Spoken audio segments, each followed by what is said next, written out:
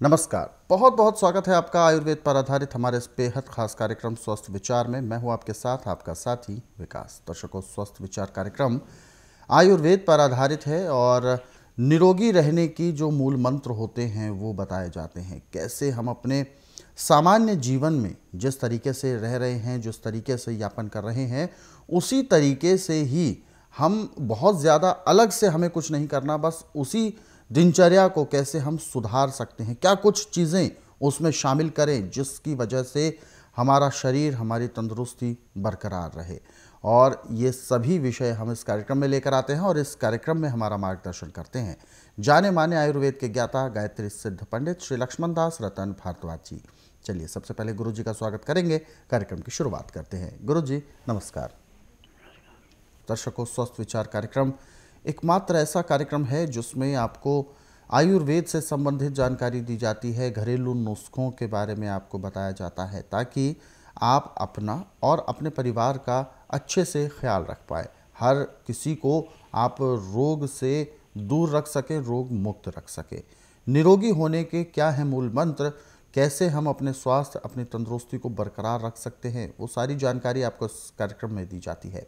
और इसीलिए हम आप सभी को बार बार ध्यान भी दिलाते हैं कि जब भी आप इस कार्यक्रम को देखने बैठें तो कॉपी और पेन लेकर ज़रूर बैठा करें, क्योंकि जो नुस्खे, जो उपचार आप तक पहुंचाए जाते हैं बहुत ही ज़्यादा अमूल्य है और एक प्राचीन धरोहर है, और जिसकी जानकारी होना हम सभी का कर्तव्य में ही एक शामिल हो जाती है।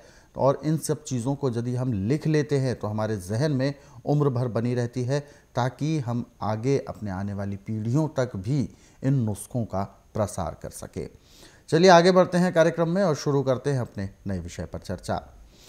गुरु जी, आज के इस अंक में हम बात करने जा रहे हैं नवजात बच्चों को लेकर। नवजात शिशु होते हैं, छोटे बच्चे होते हैं, अक्सर उनके साथ एक ही समस्या बहुत ज़्यादा जो आती है, सर्दी जुकाम, जो सीना है वो भारी सा होने लगता है, ऐसा लगता है जैसे सीने में कुछ भरा हुआ है, गड़ गड़ की सी आवाज़ आती है।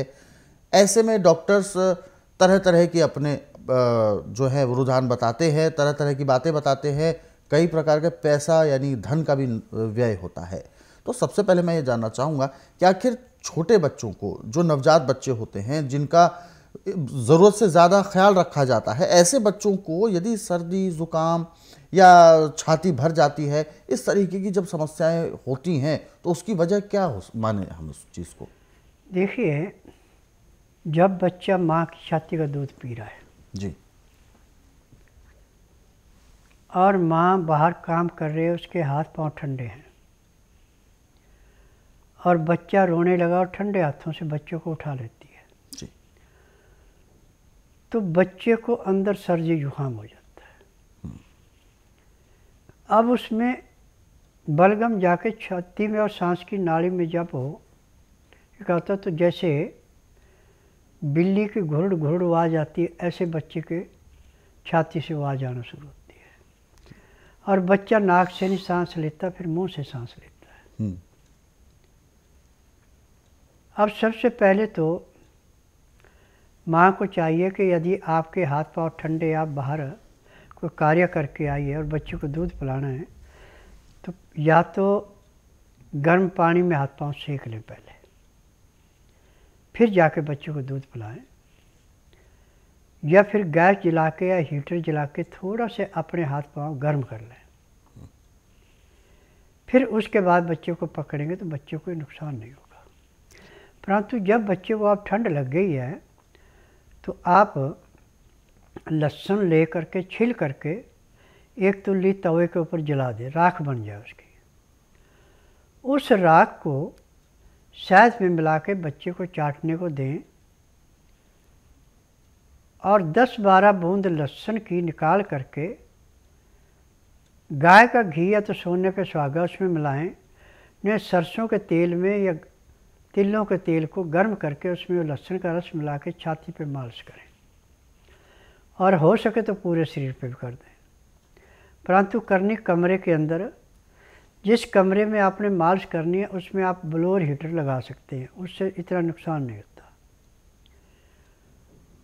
और जिस बच्चा, छोटा बच्चा, कमरे का टेम्परेचर आपके का हमेशा 25 से 26 डिग्री के अंदर रहना चाहिए, इससे नीचे नहीं रहना चाहिए।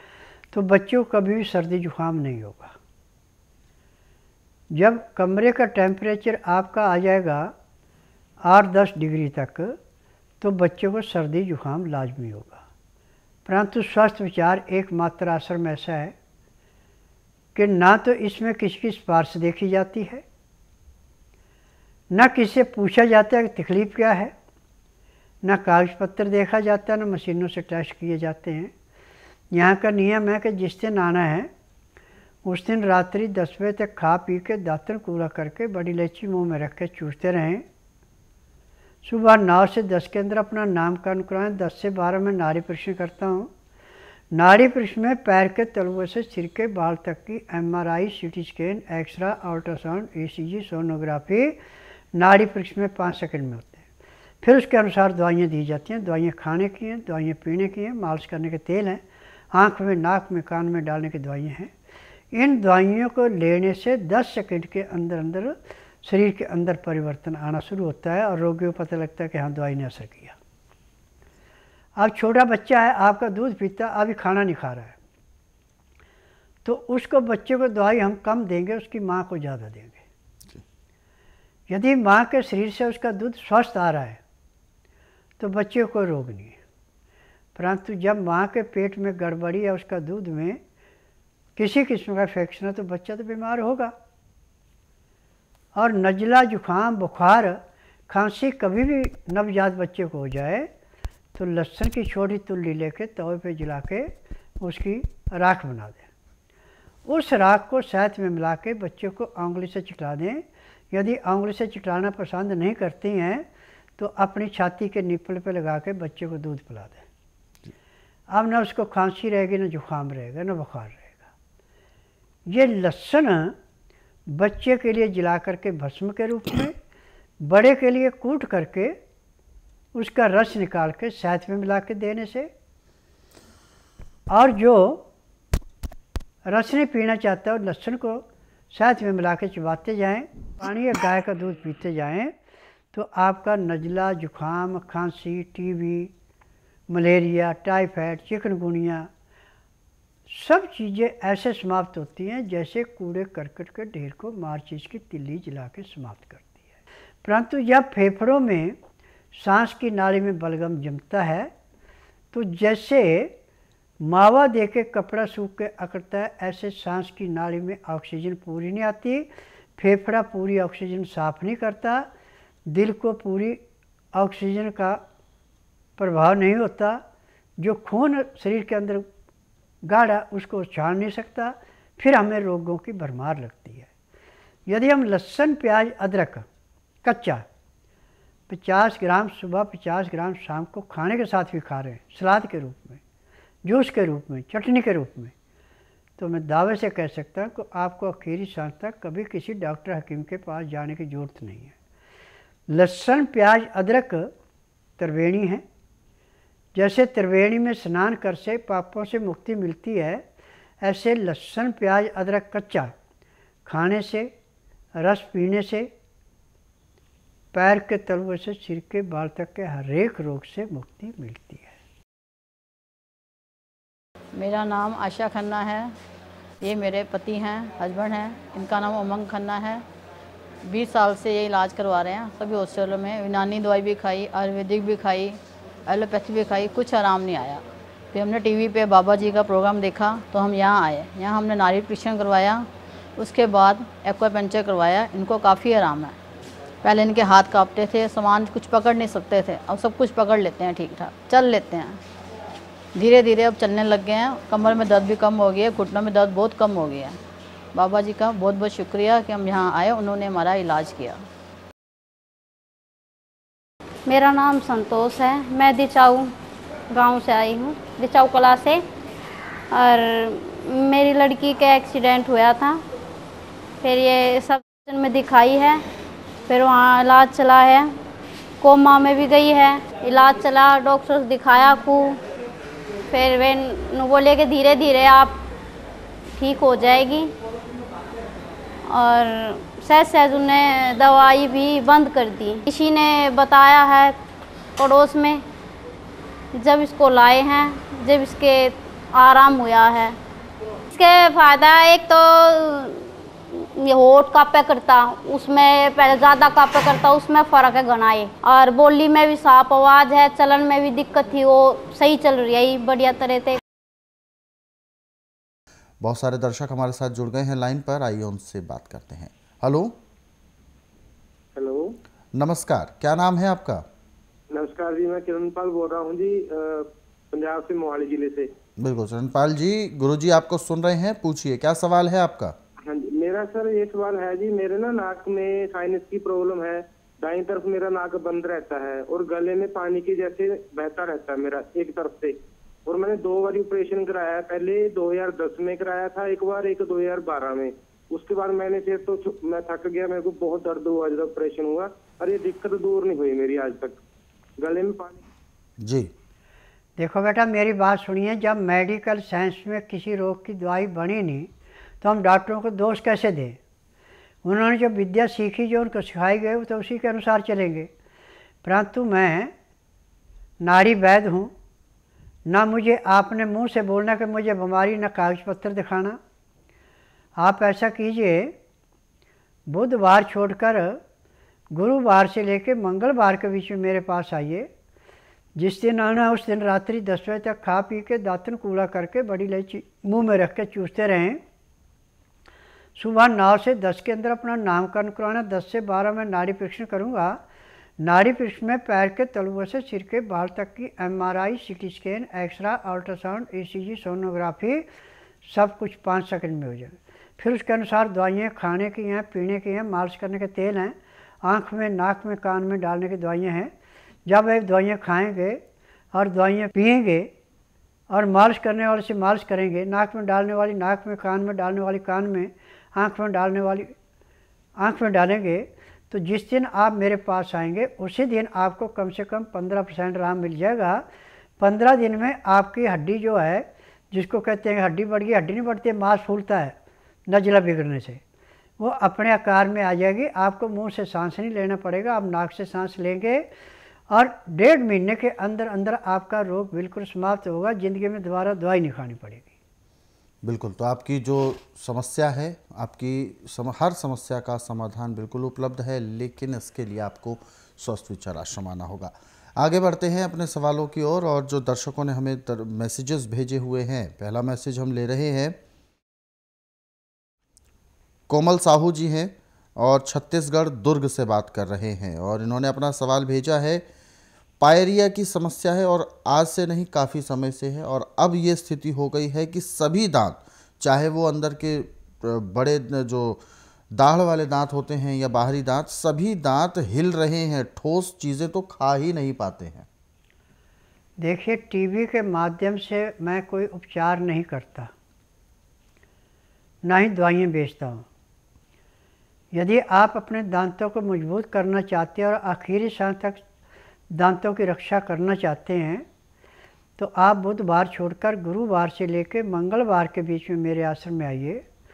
जिस दिन आश्रम में आना उस दिन रात्रि 10 बजे तक खा पी के दातन कूड़ा करके बड़ी इलायची मुंह में रख के चूसते रहें। सुबह 9 से 10 के अंदर अपना नामकरण करवाना। 10 से 12 में नाड़ी परीक्षण करूँगा। नाड़ी परीक्षण में पैर के तलुओं से सिर के बाल तक की MRI, CT scan, x-ray, ultrasound, ECG, sonography, सब कुछ 5 सेकंड में हो जाएंगे। फिर उसके बाद दवाइयाँ खाने की हैं, पीने की हैं, मालिश करने के तेल हैं, आँख में, नाक में डालने की दवाइयाँ हैं। एक आपको मंजन दिया जाएगा, जो आपने सुबह, दोपहर, शाम 3 बार मंजन करना है। तो मंजन करने के बाद आपके दांतों में उसी दिन हिलना जो है करीबन 25-30% कम हो जाएगा। अब आप सख्त चीज़ भी चबा लेंगे तो दांत चबाने में इनकार नहीं करेंगे। जब आप हफ्ता हो जाएगा तो आपके दांतों का हिलना बिल्कुल बंद हो जाएगा और दांत ऐसे मजबूत होंगे, ऐसे मसूड़े में बैठेंगे जैसे रोड़ी बजरपुर सीमेंट मिला के किस चीज़ को जाम करते हैं। जी, तो बिल्कुल आपकी जो समस्या है, जो परेशानी है, वो बिल्कुल दूर हो सकती है, लेकिन इसके लिए आपको स्वस्थ विचार आश्रम आना होगा। अधिक जानकारी के लिए आप हेल्पलाइन नंबर्स पर कॉल कर सकते हैं। आगे बढ़ते हैं। और इससे पहले कि हम सवाल लें, दर्शक हमारे साथ जुड़ गए हैं लाइन पर, आइए उनसे भी बात करते हैं। हेलो। हेलो, नमस्कार, क्या नाम है आपका? मेरा नाम कुलवंत सिंह है जी। कहाँ से बात कर रहे हैं आप? मैं डिस्ट्रिक्ट मोहाली पंजाब से जी, डेराबस्सी से। जी, गुरुजी आपको सुन रहे हैं, पूछिए क्या सवाल है आपका। नमस्कार जी। जी। हाँ जी, मेरे नहीं एलर्जी हुई है, 5-4 खांसते में खांसी होती है जी, एलर्जी। एलर्जी किस जगह पर एलर्जी हुई है आपको? ये जी बाजू पे है। देखो ऐसा है कि आप बुधवार छोड़कर गुरुवार से लेकर मंगलवार के बीच में मेरे आश्रम में आना, और जिस दिन आना उस दिन रात्रि 10 बजे तक खा पी के दातन कूला करके बड़ी इलायची मुंह में रख के चूसते रहना। सुबह 9 से 10 के अंदर अपना नामकरण कराना। 10 से 12 में नाड़ी परीक्षण करूँगा।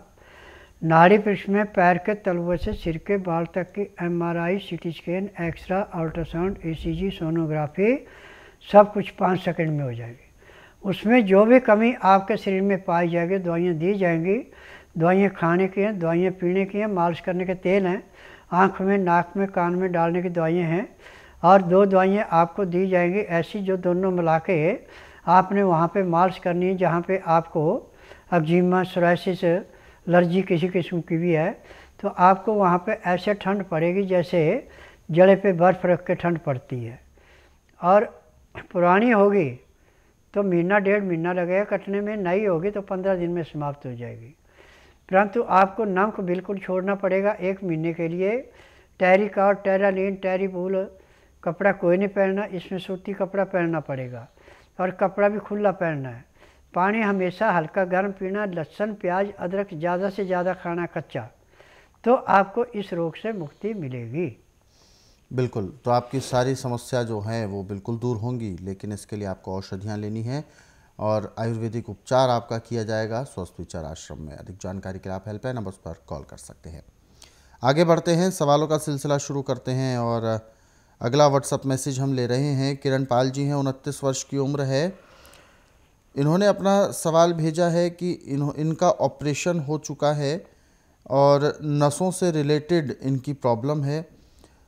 सांस लेने में भी, यानी नाक से रिलेटेड इनकी प्रॉब्लम है, और नसों में जो सीने में जो होता है अटकता है जो सामान, उसके एवज में ऑपरेशन हो चुका है।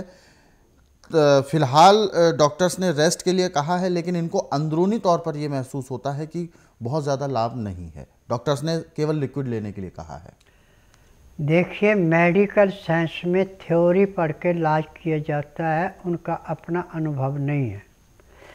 मेरा अपना अनुभव है, जब भी ऐसा रोगी मेरे पास आता है तो जिस दिन आता है उसी दिन उसको 15 से 20% आराम मिल जाता है। 15 दिन में 50 से 60% आराम मिलता है।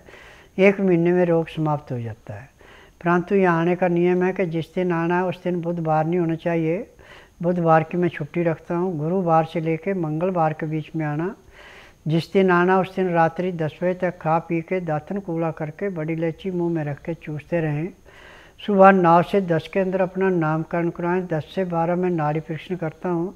नाड़ी परीक्षण में पैर के तलवे से सिर के बाल तक की MRI, CT scan, x-ray, ultrasound, ECG, sonography सब 5 सेकंड में नाड़ी परीक्षण में हो जाते हैं। फिर उसके अनुसार दवाइयाँ दी जाती हैं। जैसा रोग वैसी दवाई। यह दवाई आप नियम से खाते हैं, परहेज करते हैं, तो 15 दिन में आपको कम से कम 50% आराम मिलेगा। महीने में रोग समाप्त हो जाएगा। परंतु यहाँ आने का नियम है कि जिस दिन आना है उस दिन रात्रि 10 बजे तक खा पी के दातन कूड़ा करके बड़ी इलायची मुंह में रख के चूसते रहना। सुबह 9 से 10 के अंदर अपना नामकरण कराना। 10 से 12 में नाड़ी परीक्षण करता हूँ। नाड़ी परीक्षण में जो भी बीमारी मिलती है सब दवाइयाँ दी जाती हैं। यह दवाइयाँ नियम से खाते हैं, परहेज करते हैं। जिस दिन आश्रम में आते हैं उसी दिन 15 से 20% आराम भी मिल जाता है। तो बिल्कुल आपकी जो समस्या है वो बिल्कुल ठीक हो सकती है, लेकिन इसके लिए आपको स्वस्थ विचार आश्रम आने की सलाह दी गई है, और हेल्पलाइन नंबर्स पर कॉल करके आप पूरी जानकारी प्राप्त कर सकते हैं। क्योंकि स्वस्थ विचार आश्रम आने से पहले बहुत सी ऐसी जानकारी है जो आपको जाननी बहुत ज़रूरी है, क्योंकि नियम है कुछ, उनका आपको पालन करना ज़रूरी है। जिस भी दिन आपको आना है उस दिन बुधवार नहीं होना चाहिए, और इसके अलावा सुबह 10 बजे आपको पहुंचना होता है। जब भी आप आते हैं 10 बजे से पहले ही आपको पहुंचना होगा। 9 बजे आपके नाम का रजिस्ट्रेशन होगा, कार्ड बनता है मात्र 100 रुपये का। और उसके बाद जब 10 बजे से नाड़ी परीक्षण शुरू होता है तब गुरुजी आपका नाड़ी परीक्षण करेंगे। लेकिन जो रोगी आते हैं सुबह, उनका 12 घंटे पेट खाली होना चाहिए। ऐसी सामान्य कुछ जानकारी है, कुछ बातें हैं जिनको आपको जानना बहुत ज़रूरी है। संक्षिप्त तौर पर हमने आपको बताया, लेकिन विस्तृत तौर पर यदि आप जानना चाहते हैं तो आप स्वस्थ विचार आश्रम के हेल्पलाइन नंबर्स पर कॉल कर सकते हैं। फिलहाल दर्शकों, यहाँ पर कार्यक्रम में वक्त इशारा कर रहा है विराम देने का, लेकिन जाने से पहले हम आप सभी को बताना चाहेंगे कि यदि आप हमारे इन कार्यक्रमों को सरल सुविधाजनक समय पर देखना चाहते हैं तो आप यूट्यूब के ज़रिए भी देख सकते हैं। हमारा यूट्यूब चैनल स्वस्थ विचार सेहत की बात, इस यूट्यूब चैनल को आप सर्च करें, सब्सक्राइब करें और इन कार्यक्रमों को ज़रूरतमंदों तक शेयर ज़रूर करें। गुरुजी, आप हमारे स्टूडियो में आए, कीमती मार्गदर्शन दिया, आपका बहुत बहुत धन्यवाद। नमस्कार। दर्शकों, आज के इस विशेष कार्यक्रम में बस इतना ही। आप सभी लोग स्वस्थ रहें, निरोगी रहें। इन्हीं शुभकामनाओं के साथ हम आपसे लेंगे इजाज़त। अगले अंक में आपसे फिर होगी मुलाकात एक नए विषय के साथ। तब तक के लिए मुझे दीजिए आज्ञा। नमस्कार।